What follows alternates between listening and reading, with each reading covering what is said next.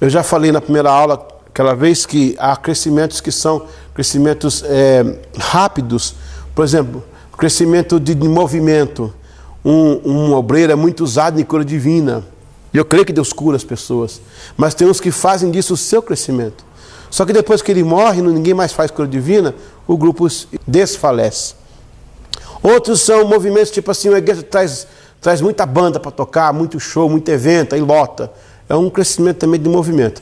O outro é teologia da prosperidade, muita coisa sobre prosperidade, igreja de empresário, nada contra, benção, mas também é um crescimento.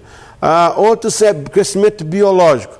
Mas todos esses crescimentos são crescimentos que têm uma linha esporádica de ápice e ele decola, atinge um ápice, depois aterriza. Raramente uma igreja sustenta por muitos anos um crescimento assim. Agora, quando o crescimento ele é um crescimento compacto, ele é sob base compacta, muda pastor, muda diretoria, mas é um crescimento que é compacto, ele é um crescimento natural da igreja. Muda-se pastor, muda-se ministérios, muda até o nome, mas o grupo está lá. Lembra que eu mencionei alguma coisa de uma igreja que anda sozinha? Não é suposto, o pastor é uma figura central na igreja. Mas tem igreja que tem essa característica. Eu conheci uma igreja no Nordeste que ficou 4 anos sem pastor. Ele se arrumava lá entre presbíteros e diáconos para cuidar da igreja, e ela foi embora, cresceu normal. Aquela igreja atingiu um crescimento. Não é normal isso. É bom que tenha um pastor para tomar conta do rebanho. Tanto é que agora tem um pastor lá. Mas o período que eles ficaram sem pastor, eles não decresceram e não desfaleceram por causa disso, porque o crescimento é compacto. Hoje em dia, a gente está vendo uma era interessante. É o primeiro século dos donos de igreja. Nós estamos vivendo uma fase da geração que outros não verão.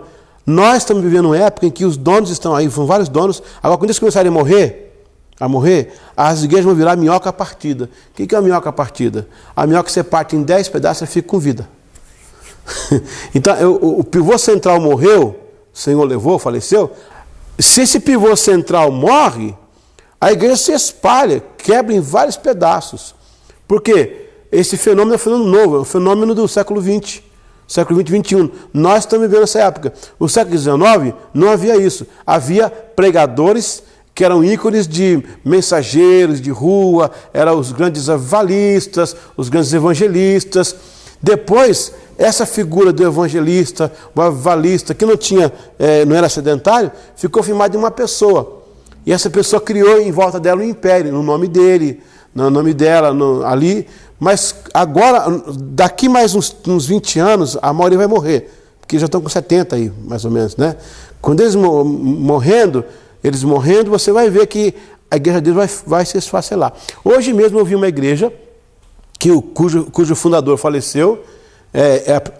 O primeiro dessa turma a gente começou, esse foi já tem uns 2 anos, 1 ano e meio. E hoje a minha esposa trouxe um vídeo da internet, eu não acreditei. Aquela igreja que era tão rígida, era tão formal, era tão assim, era um talibã evangélico, eram xiitas evangélicos.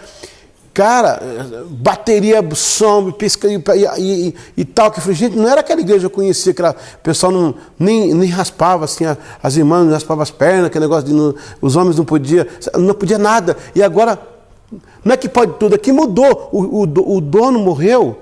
Aí a igreja, assim, nesse sentido, né? Então, crescimentos são assim, é uma coisa muito interessante, mas eu ainda apelo para o crescimento natural, que não se baseia numa filosofia, não se baseia numa pessoa. Aquele me chamado Jesus Cristo Homem, que teve 100 mil seguidores, faleceu, acabou aquela seita. Ele morreu, foi junto com ele a seita, morreu. Porque era baseado no homem da filosofia. Então, o crescimento melhor é a igreja que é baseada e impulsionada pelo Espírito Santo. E ele cuida desse rebanho. Pode mudar o pastor, não muda a igreja. Pode mudar a liderança, não muda a igreja, não afeta a igreja. Okay?